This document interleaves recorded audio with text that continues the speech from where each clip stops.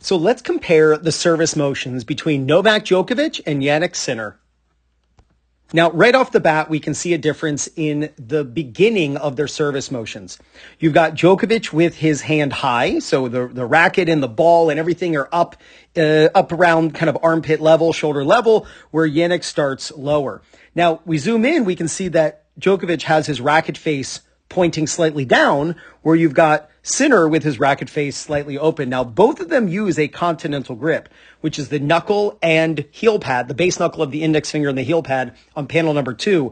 But because of Djokovic's high starting position and Sinner's low starting position, it ends up having the strings face in different places. If you're someone who is struggling to use a continental grip, or you always find yourself reverting back to a forehand grip, then start with your racket face open as a way to encourage the continental grip.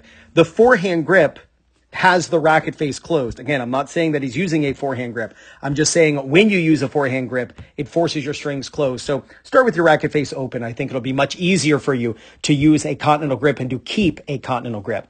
Now, right off the bat, big difference with their feet. Djokovic is using a platform stance, meaning the way he starts with his feet is the way he stays until he jumps and hits. Where Sinner uses a pinpoint stance, where as he's releasing the ball, he's bringing the back foot up. Really great both ways. Like, it doesn't matter. I personally am a platform. I can do a pinpoint. I don't like it, but I can do it. I would, for you as the recreational player watching this video, try both.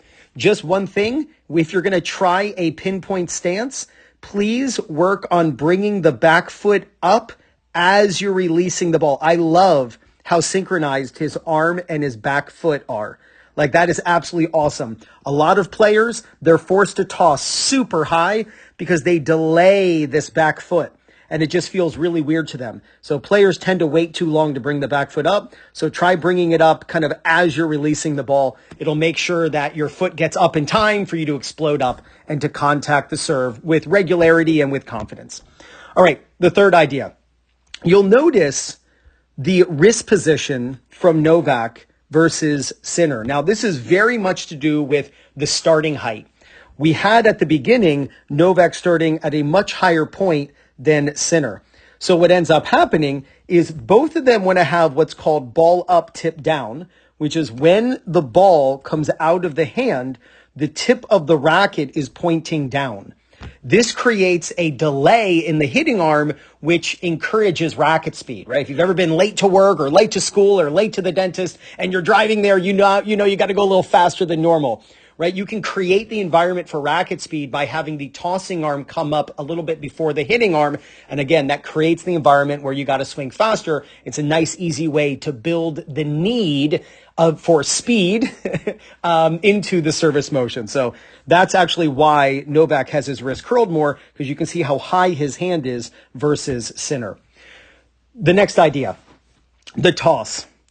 You know that I'm a big fan of keeping a toss height between 0.6 and 0.9 seconds. 0.6 and 0.9 seconds is my recommended toss timing. That's my range of acceptability. If you want to check your toss timing, it's simple.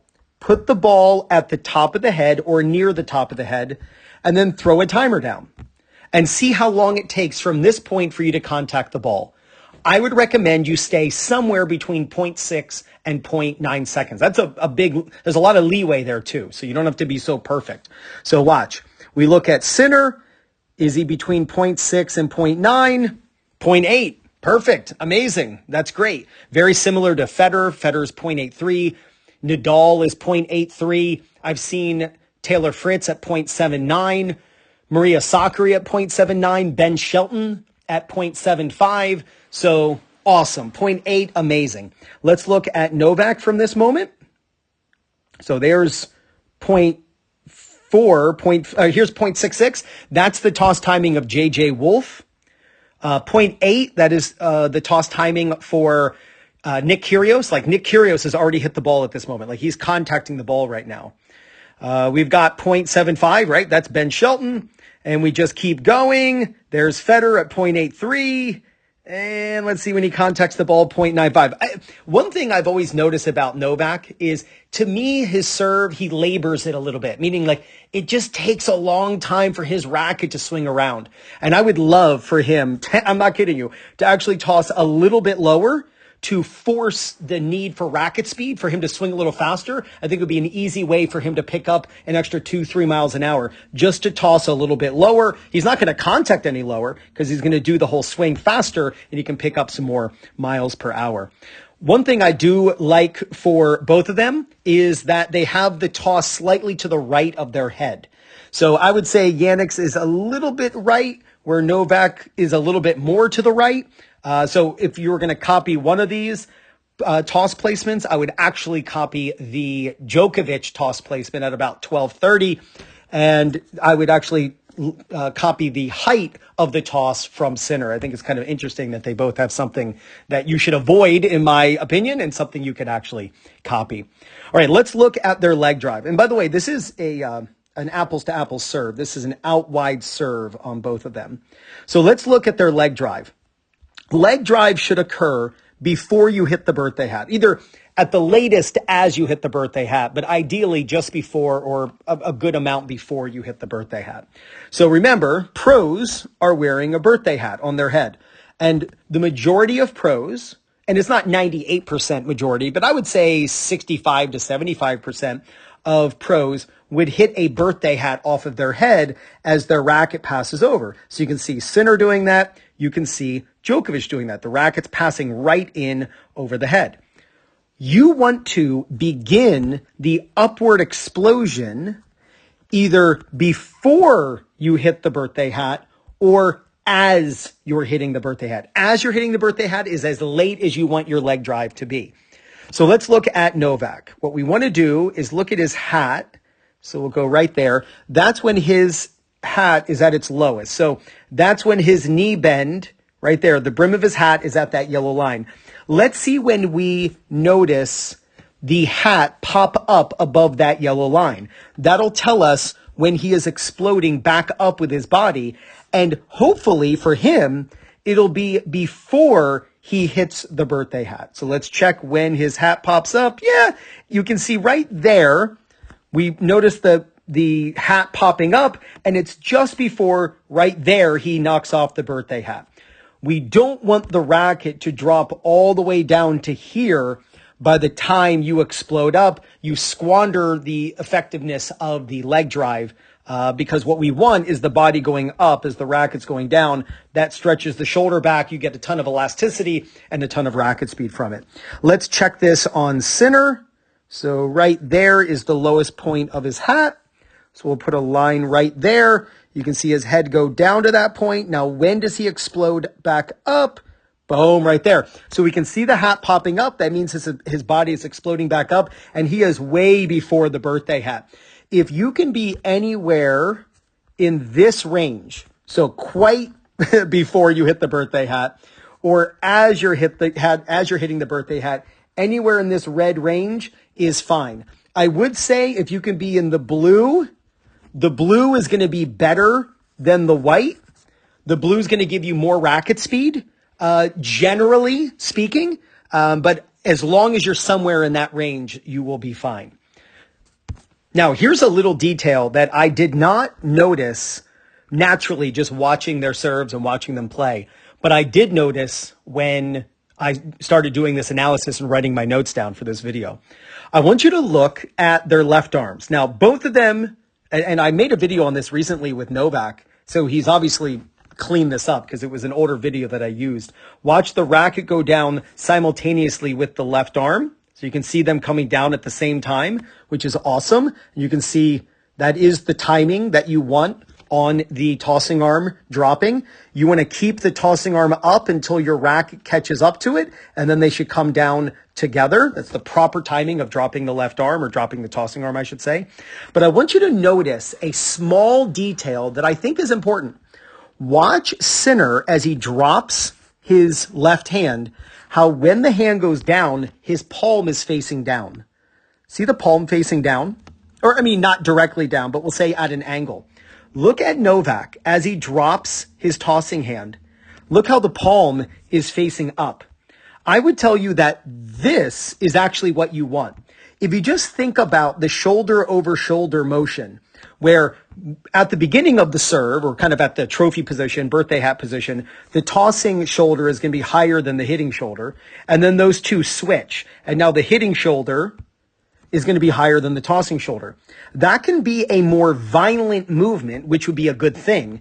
It could be a more violent movement that really activates that move.